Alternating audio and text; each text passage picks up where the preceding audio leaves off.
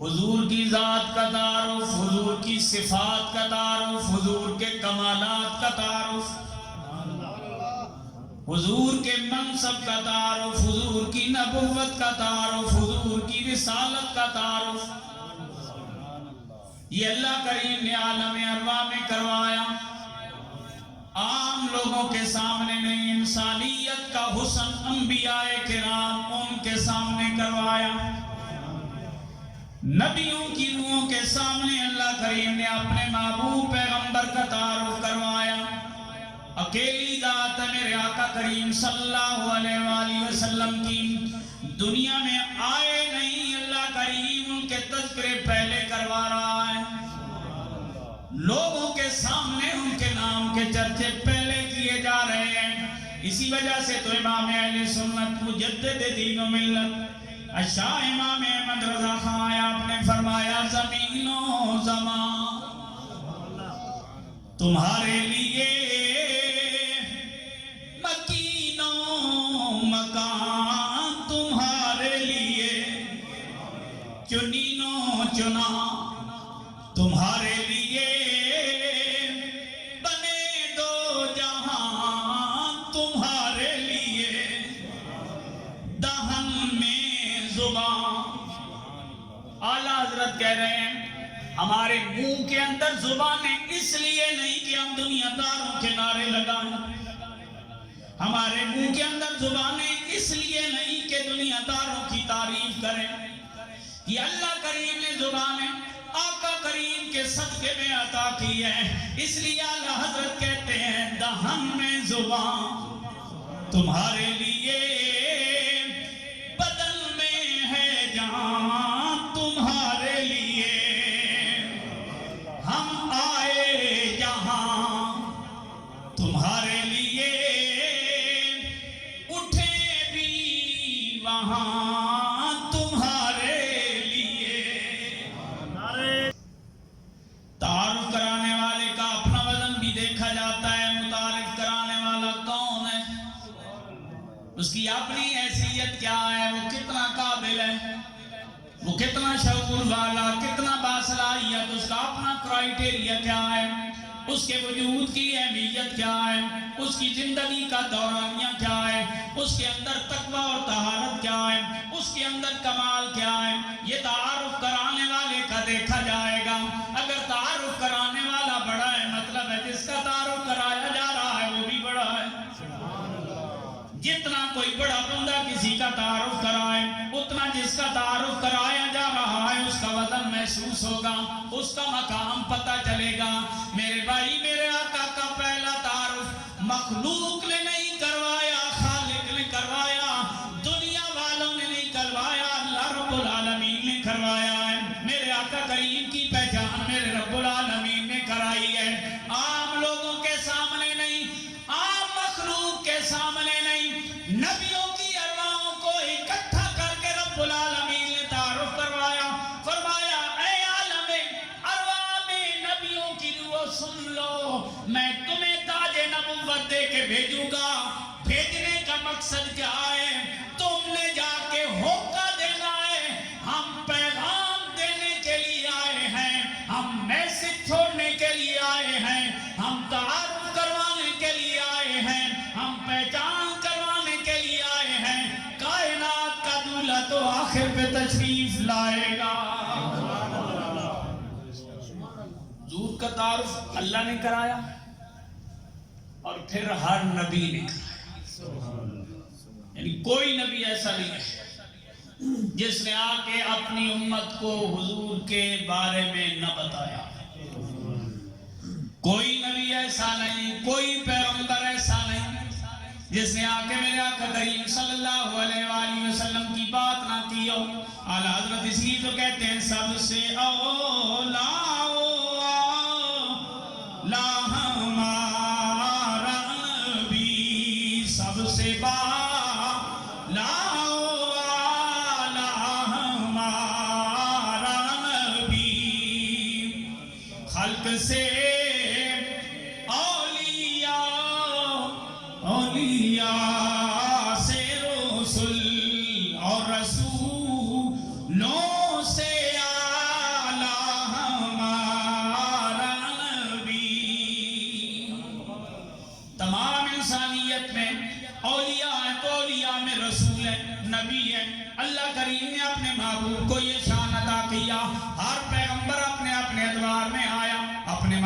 کریم صلی اللہ علیہ وآلہ وسلم کا تعارف کروایا، آقا کریم صلی اللہ علیہ وآلہ وسلم کی باتیں کی ہیں جو میں نے خطبے میں آیت پڑھی ہے۔ میرے آقا کریم صلی اللہ علیہ وآلہ وسلم کے بارے میں دعا مانگی جا رہی ہے۔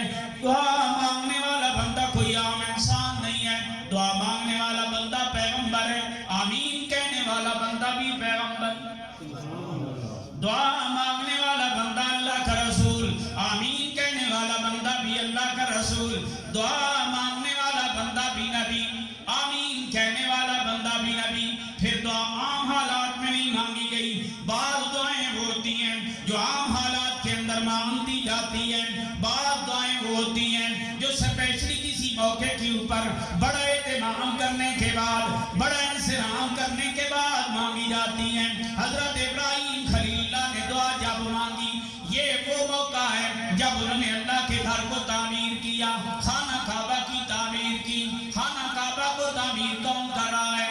حضرت ابراہیم خلیل اللہ کر رہے ہیں، مصری کی ڈیوٹی سر انجام دے رہے ہیں۔ حضرت اسماعیل ذبیح اللہ مزدور کا کام کر رہے ہیں، گارا لا رہے ہیں، پتھر لا رہے ہیں، آپ کے ساتھ یہ نوکری کر رہے ہیں۔ دونوں پیغمبر اللہ کے گھر کو تعمیر کر رہے ہیں، تعمیر کرتے جا رہے ہیں۔ اللہ کے گھر کی نوکری کرنا یہ عام بندوں کا کام نہیں، یہ خاص بندوں کا کام ہوتا ہے۔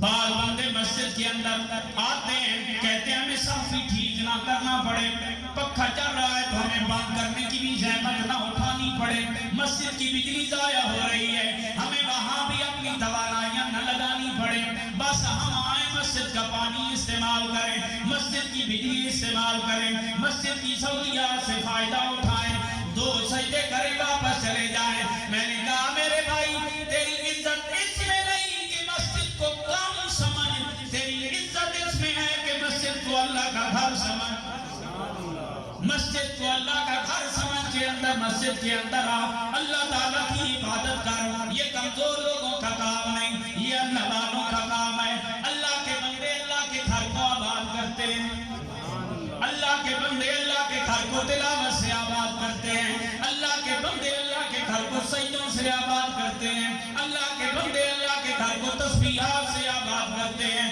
اللہ کے بندے اللہ کے گھر میں اپنا مال بھی لگاتے ہیں، اپنا وقت بھی دیتے ہیں، اپنی فکری توانائیاں بھی دیتے ہیں، کیونکہ اصل میں سرمایہ وہی مال ہے جو اللہ کے گھر میں لگ گیا، سرمایہ وہی وقت ہے جو اللہ کے گھر میں لگ گیا، سرمایہ وہی فکر ہے جو اللہ کے گھر کے کام آ گئی۔ لہذا اللہ کے گھر کی نوکری کرنے والے کبھی اپنے آپ کو کم کرنا سمجھنا، احساس کمتری کا احساس نہ کرنا، کیونکہ اللہ کے گھر کی نوکری کرنے والے ابراہیم خلیل اللہ ہے، اسماعیل ذبیح اللہ۔ مساجد کی ڈیوٹی یہ چھوٹی ڈیوٹی نہیں ہے۔ بعض بندوں کو یہ وہم ہوتا ہے بھائی مسجد اس کا کام کرنا کوئی غریب بندوں کا کام ہوتا ہے، حقیقت میں امیر ہوتا ہی وہ ہے جو اللہ کے گھر کے لیے وقف ہوتا ہے۔ حضرت ابراہیم نے تعمیر کی، حضرت اسماعیل نے گارا اٹھایا، پتھر اٹھائے، مزدوری کی، جب بلڈنگ پہنچی تکمیل کو، آخر پہ دعا مانگی جاتی ہے نا۔ دعا کس سے مانگی جاتی ہے؟ اللہ سے، اللہ سے مانگنا یہ دعا ہے۔ ویسے تو جب بیٹھے، جس وقت بیٹھے، جب چاہیں دعا مانگنا، لیکن اسپیشلی اہتمام کر کے جب دعا مانگی جاتی ہے پھر اس کا نتیجہ اور ہوتا ہے۔ کیوں؟ حضور نے فرمایا دعا مخ العبادہ، دعا عبادت کا مغز ہے۔ یہ جنازے کے بعد جو ہم دعا مانگتے ہیں یہ اسی لیے مانگتے ہیں کہ جنازہ عبادت ہے اور یہ اس کا مغز ہے۔ دعا عبادت کا مغز ہے۔ ہم جب کوئی عبادت کریں اس عبادت کے بعد دعا مانگے تو یہ عبادت کا مغز ہے۔ جس طرح مغز کے بغیر باقی وجود کی کوئی اہمیت نہیں ہوتی، اسی طرح دعا نہ مانگی جائے تو باقی عبادت کا حال بھی وہی ہوتا ہے۔ تو حضرت ابراہیم علیہ السلام نے جب تکمیل مکمل کی، تعمیر مکمل کی، اب مزدوری لینے کا ٹائم آیا۔ اللہ کریم کی بارگاہ میں حضرت ابراہیم خلیل اللہ نے ہاتھ اٹھائے، ربنا، اے ہمارے رب، اے ہمارے پروردگار، اے ہمارے مالک۔ یہ اللہ کی بارگاہ سے مانگنا اللہ کے نبیوں کا طریقہ، کوئی اچھا کام کرنے کے بعد دعا کرنا یہ اللہ کے نبیوں کا طریقہ، التجا کرنا یہ اللہ کے نبیوں کا طریقہ۔ رب کی بارگاہ سے حضرت ابراہیم مانگ رہے ہیں، ربنا، اے ہمارے رب، وابعث فیہم رسولا منہم، اے اللہ بھیجنا ہمیں، کن میں بھیج، ان میں جہاں وہ کھڑے ہیں۔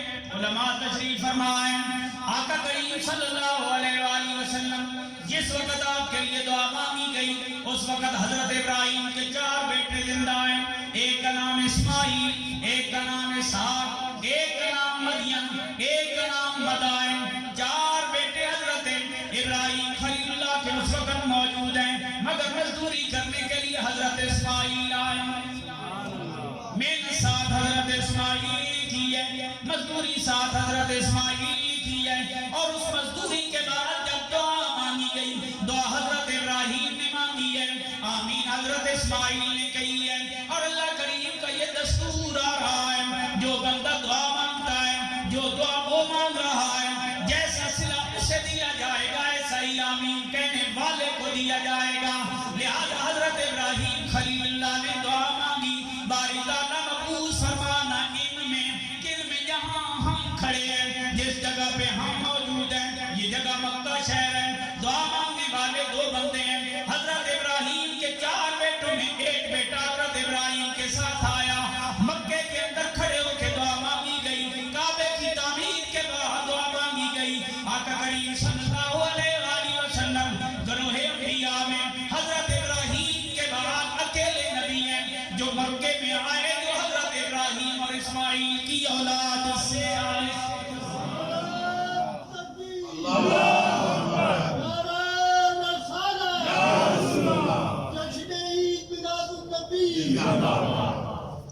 کون آیا آج دنیا اتے، ہویاں گلی گلی روشنائیاں، ابراہیمی گلشن دے آج عجب بہار آیاں، جس نو حاصل کرن دی خاطر پیاں مکے وچ دعائیاں، آزم حلیمہ لے گئی ہاتھ بلدیاں رہ گئیں دائیاں۔ مکے کے اندر آقا کریم صلی اللہ علیہ وآلہ وسلم حضرت اسماعیل و حضرت ابراہیم کی اولاد سے اکیلے نبی، ورنہ باقی جتنے بھی نبی آئے جد انبیاء حضرت ابراہیم کو کہا جاتا ہے، مگر باقی سارے نبی حضرت اسحاق سے آئے۔ مزدوری کرنے والے، محنت کرنے والے حضرت اسماعیل کے ساتھ کعبے کی تعمیر کے بعد جب دعا مانگی آمین انہوں نے کہی، اللہ کریم نے ان کو یہ پھول عطا فرمایا۔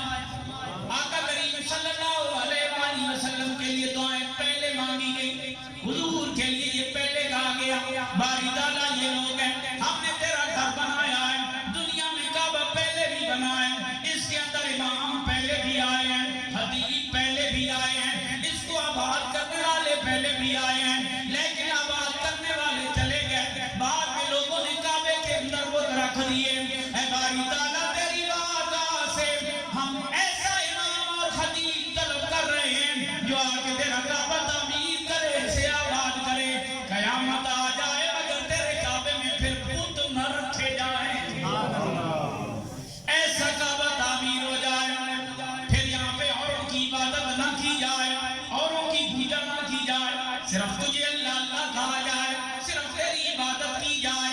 اللہ کریم کے گھر کو آباد تعمیر کرنے کے بعد حضرت ابراہیم نے دعا جب مانگی، پھر دعا وہ قبول بھی ہوئی، اور آقا کریم صلی اللہ علیہ وآلہ وسلم کے بارے میں جو کا نتیجہ سامنے بھی آیا. یہ صرف اکیلے نہیں ہے, آقا کریم صلی اللہ علیہ وآلہ وسلم کے بارے میں حضرت ابراہیم دعا مانگ کے آئے, رسولا منہم, رسول کیسا ہو؟ ایک معنی یہ بنتا ہے رسولن کی تنوین سے, ایک معنی یہ ہے کہ ایک رسول آئے, وہ ایک رسول یہ ہے کہ حضرت اسماعیل و حضرت ابراہیم کی اولاد سے اکیلے حضور آئے. دوسرا معنی یہ ہے التنوین للتعظیم, جہاں پہ تنوین آتی ہے وہاں سے عظمت کا اظہار کیا جاتا ہے, لہذا دوسرا معنی اس کا یہ بنتا ہے اے باری تعالیٰ ایسا رسول عطا فرما جس کی شان سب سے بلند ہو. دنیا نے دیکھ لیا امام الانبیاء آقا کریم صلی اللہ علیہ وآلہ وسلم سارے نبیوں میں آخری نبی بن کے حضور آئے, ختم نبوت کا تاج پہن کے حضور آئے. کیا جانتا کب حضوری نبی ہے اور کوئی نبی نہیں آ سکتا, نہ سوچا جا سکتا ہے, نہ تصور ملایا جا سکتا ہے. حضرت ابراہیم خلیل اللہ رسولا منہم یتلو علیہم, مانگ جا رہے ہیں اے باری تعالیٰ ایسا رسول عطا فرما جو تیری آیت تلاوت کرے, تیری آیت کی تلاوت کرے, تیری آیت انہیں پڑھ کے سنائے. یتلو علیہم آیات کا, تیری آیت تلاوت کرے. وَيُعَلِّمُهُمُ الْكِتَابَ, تیری کتاب انہیں پڑھنا سکھا جائے. وَالْحِکْمَةَ, حکمت سکھا جائے. وَيُزَكِّيهِمْ, ان کا تزکیہ نفس کر جائے. علماء تشریف فرمائیں یہ چار کوالٹیاں میرے آقا کریم صلی اللہ علیہ وآلہ وسلم کے بارے میں حضرت ابراہیم نے مانگی تھی. آقا کریم صلی اللہ علیہ وآلہ وسلم نے چاروں کام کر کے دکھائے. چاروں کام میرے قریب نے کیے. قرآن نازل ہوتا ہے, حضور تلاوت کرتے ہیں, حضور قرآن پڑھتے ہیں, حضور کا قرآن سننے کے بعد دنیا مسلمان ہوتی ہے. حضور کی تلاوت سننے کے بعد لوگ ایمان کی طرف آتے ہیں, لوگ اسلام کی طرف آتے ہیں. یتلو علیہم آیات کا, تیری آیتوں کی تلاوت کرنے والا. وَيُعَلِّمُهُمُ الْكِتَابَ, وہ کتاب پڑھانا بھی جانتا. بعض بندے ایسے بھی ہوتے ہیں خود پڑھنا نہیں آتا پڑھانے لگ جاتے ہیں, لیکن اللہ نے اس آیت کریمہ کے اندر ایک ترتیب بیان کر دی. فرمایا پہلا کام ہے خود پڑھنا. خود پڑھو گے تو پڑھاؤ گے, خود پڑھنے کے بعد پھر ہے پڑھانا. خود پڑھ لیا تلاوت کرنا آ گئی, تلاوت کا طریقہ آ گیا, تلاوت کیسے کی جاتی ہے, اسرار و رموز آ گئے. اب کیا ہے, جسے نہیں آتا اسے پڑھاؤ, جسے نہیں آتا اسے سکھاؤ. علامہ یعلم کا معنی یہ ہوتا ہے دوسروں کو پڑھانا یا سکھانا. اے باپ ویسا بھیج جو ان کو سکھائے بھی صحیح. والحکمہ, ایک ہے کتاب پڑھنا صرف معنی تک ان کو پڑھا دینا, ایک ہے اس کے اندر چھپی ہوئی باتیں بھی بتا دینا, اسرار اور رموز کے باتیں بھی بتا دینا. حکمت کے معنی علماء نے مختلف فرمائے. بعض نے فرمایا حکمت سے مراد فقہ ہے, بعض نے فرمایا حکمت سے مراد آکامی آیات ہیں, آکام کے مسائل. بعض نے کہا حکمت سے مراد حضور کی سنت ہے. جو بھی معنی مراد لیا جائے, حکمت کا معنی یہ ہے کہ اسرار و رموز سکھائے جائیں, اندرونی راز بتائے جائیں, اندرونی راز سے پردہ اٹھایا جائے. لیکن یہ درجہ تیسرا ہے. پہلا درجہ ہے خود پڑھنا, دوسرا ہے اس کو پڑھانا, تیسرا ہے اس کے اسرار اور رموز بتانا, چوتھا درجہ ہے وَيُزَكِّيهِمْ, تزکیہ نفس کرنا, دلوں کو پاک کرنا, دلوں کی دنیا بدلنا. معاشرے میں دلوں کو دنیا بدلنے والوں کو لوگ پیر کہتے ہیں, معاشرے کے اندر دلوں کو تزکیہ کرنے والوں کو لوگ پیر کہتے ہیں.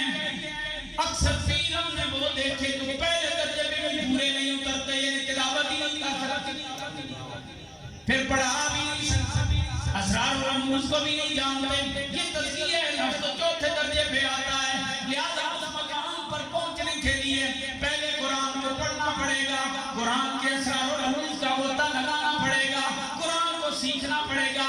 اللہ کریم نے اس قرآن کی تلاوت کی حفاظت کے لیے اللہ کریم نے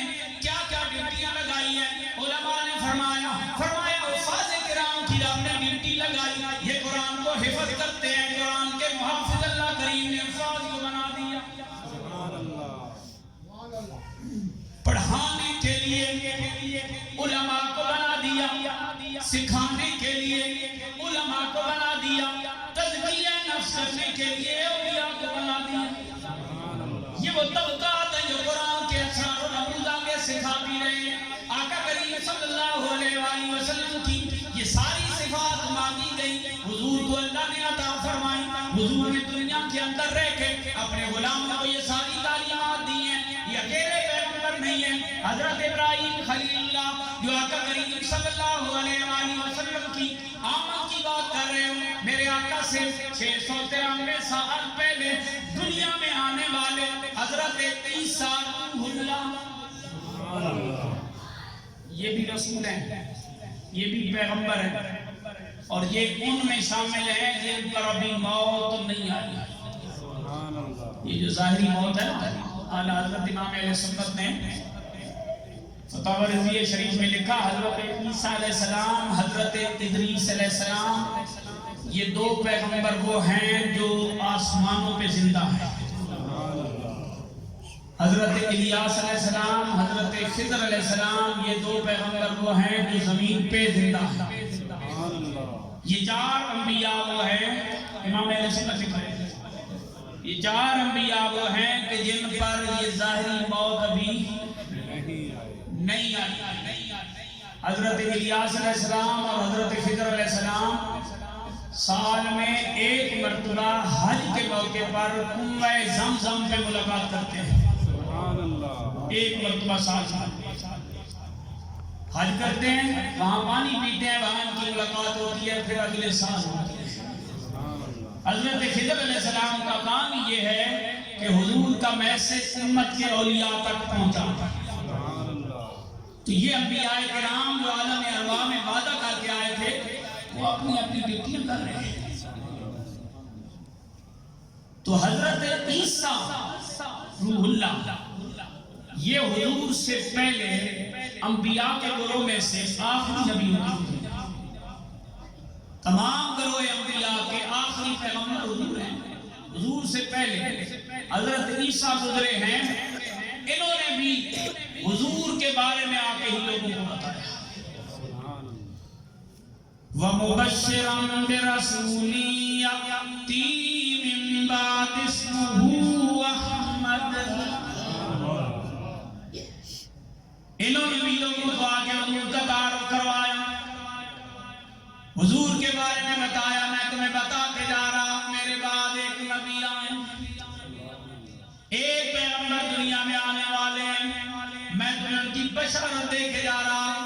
وَمُبَشِّرًا بِرَسُولٍ يَأْتِي، اس رسول کی بشارت جو میرے بعد آنے والا ہے، آئے گا میرے بعد، اسمہ احمد، نام بھی بتا دیا، نام بھی بتا دیا، سر عرش پر ہے تیری گزر، دل فرش پر ہے تیری نظر، سر عرش پر ہے تیری گزر، دل فرش پر ہے تیری نظر۔ کیونکہ حضرت عیسیٰ نے جو نام بتایا ہے میرے آقا کا آسمان پہ نام ہے، سر عرش پر ہے تیری گزر، دل فرش پر ہے تیری نظر، ملکوت ملک میں کوئی شے نہیں جو تجھ پہ عیاں نہیں۔ میرے آقا کریم صلی اللہ علیہ وآلہ وسلم کے بارے میں حضرت عیسیٰ نے اپنی قوم کو باخبر کیا، مطلع کیا، ان کو پیغام پہنچایا، اے لوگوں میں تمہیں پیغام دے کے جا رہا ہوں، میرے بعد ایک نبی آئے گا جس کا نام احمد ہے۔ لوگ حیران ہو گئے، انہوں نے کہا عیسیٰ تیرے کمالات کو دیکھنے کے بعد ہم نے تو یہ سمجھا تھا اتنے بڑے کمالات کے مالک ہو، کیونکہ تم ایسے ہو اگر تم تھوڑی ذات کو ہاتھ لگاؤ اس کا کوڑ دور ہو جاتا ہے، اگر تم نابینا کی آنکھوں پہ ہاتھ رکھو اس کی بینائی لوٹ آتی ہے، اگر تم کسی مردے کو ٹھوکر لگا دو اس کے پاؤں کے تمہاری ٹھوکر سے۔ نعرہ تکبیر، نعرہ رسالت، نعرہ تحقیق، نعرہ حیدری، تاجدار ختم نبوت۔ ایسا تیرے کمالات کو ہم دیکھ چکے ہیں کہ کوئی اگر کوڑی زاد آتا ہے ہاتھ ٹچ کرتے ہو شفا ملتی ہے، مادر زاد آتا ہے ہاتھ ٹچ کرتے ہو بینائی لوٹ آتی ہے، اور مردہ تیرے قدموں میں رکھ دیا جائے، اگر مردے کو تم ٹچ کر دو اسے زندگی مل جاتی ہے۔ ایسا تیرے کمالات دیکھنے کے بعد ہم تو تیرے گرمیدہ ہو گئے، لیکن تم نے دوسروں کا دروازہ دکھایا۔ امام اہل سنت مجدد دین و ملت بولے، فرمایا سرور کہوں کہ مالک مولا کہوں تجھے، سرور کہوں کہ مالک مولا کہوں تجھے، باغے خلیل کا گل زیبا کہوں تجھے، تیرے تو بس عیب تناہی سے ہے بری، حیران ہوں میرے شاہ میں کیا کیا کہوں تجھے۔ انہوں نے کہا عیسیٰ تیرے بارے میں تو ہم نے یہ نظریہ رکھا، اب اتنے کمالات کے مالک ہو، اب یہاں پہ اینڈ ہو رہا ہے، اگر تم اگلا دروازہ دکھا رہے تو حضرت عیسیٰ علیہ السلام آپ نے فرمایا جس کا دروازہ تمہیں میں دکھا رہا ہوں وہ میرا امام ہے۔ میں نے پہلے کہا نا، تعارف کرانے والے کا مقام پہلے دیکھو، پھر اندازہ کرو کہ جس کا تعارف کروایا جا رہا ہے اس کا مقام کتنا اونچا ہے۔ یہ تعارف وہ کروا رہا ہے، حضور کے بارے میں بات وہ کر رہا ہے جو خود نبی، جو خود رسول، جو خود پیغمبر، اور جس کے پاس یہ کمالات ہیں جو تاریخ میں پہلے نہیں دیکھے گئے، کہ مادر ذات میں تو آنکھیں مل گئی، کوڑی ذات کو شفا مل گئی، مردوں کو زندگی مل گئی، اتنے کمالات دنیا نے دیکھے، لوگوں نے تو ان کا نام لیا، ان کا نعرہ لگایا، مگر انہوں نے دروازہ مصطفیٰ دکھایا۔ انہوں نے کہا وَمُبَشِّرًا بِرَسُولٍ يَأْتِي مِن بَعْدِهِ اسْمُهُ أَحْمَدُ، میں تمہیں اس رسول کی بشارت دے رہا ہوں جو میرے بعد آئے گا، اس کا نام نامی اس میں گرامی احمد ہوگا۔ حضرت عیسیٰ روح اللہ نے بتایا، فرمایا لوگوں واقعی بات یہ ہے، یہ کمالات مجھے اللہ نے عطا کی ہے کہ کوڑی زاد آ جائے میں ٹچ کرتا ہوں اسے شفا ملتی ہے، نابینا آ جائے، مادر زاد آ جائے میں اسے ٹچ کرتا ہوں اس کو وہاں پہ آنکھیں مل جاتی ہے، لیکن میں ٹچ کرتا ہوں وہاں پہ آنکھیں ملتی ہے، میری دعا سے اس کو شفا ملتی ہے۔ لیکن جس کی بات تمہیں میں بتا رہا ہوں وہ کھڑا زمین پہ ہوگا، انگلی کا اشارہ آسمانوں کی طرف کرے گا، آسمانوں پہ چمکنے والا سورج دو ٹکڑے ہو جائے گا، اس کے زمین پہ کھڑے ہو کے کیے گئے اشارے سے ڈوبا ہوا سورج واپس پلٹ کے آئے گا۔ میں تو سامنے آنے والوں کو شفا کی دولت سے نواز رہا ہوں، لیکن میں جس کی تمہیں خبریں دے رہا ہوں وہ کتنا عظیم پیغمبر ہے، اس دھرتی پہ کھڑے ہو کے ہاتھ بلند کرے گا، آسمانی چاند دو ٹکڑے ہوگا، آسمان کا سورج واپس پلٹے گا۔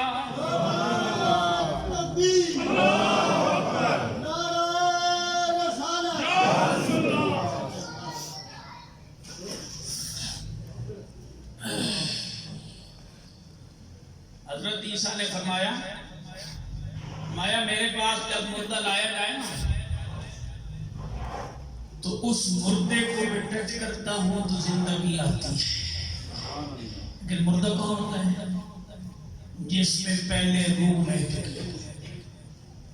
جب تک روح ہماری زبان میں زندہ روح نکلی ہماری زبان میں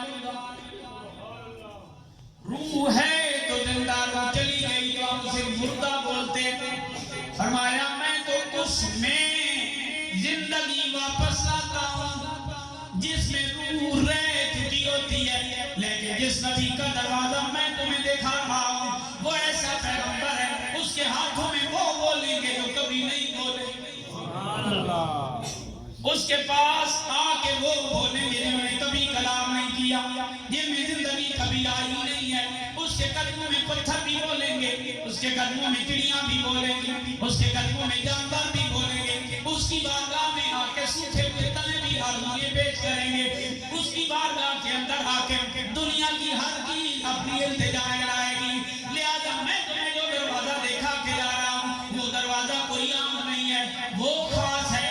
میرے بھائی آقا کریم صلی اللہ علیہ وآلہ وسلم ابھی دنیا میں آئے نہیں ہیں، میرے آقا کریم صلی اللہ علیہ وآلہ وسلم کے نام کنارے پہلے جرفے انبیاء لگاتے چلے گئے، دنیا والوں کو بتاتے چلے گئے، اس لیے تو ہم کہتے ہیں سب سے اولا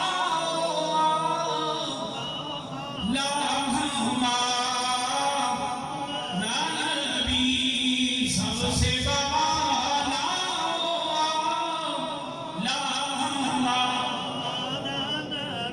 ملک سے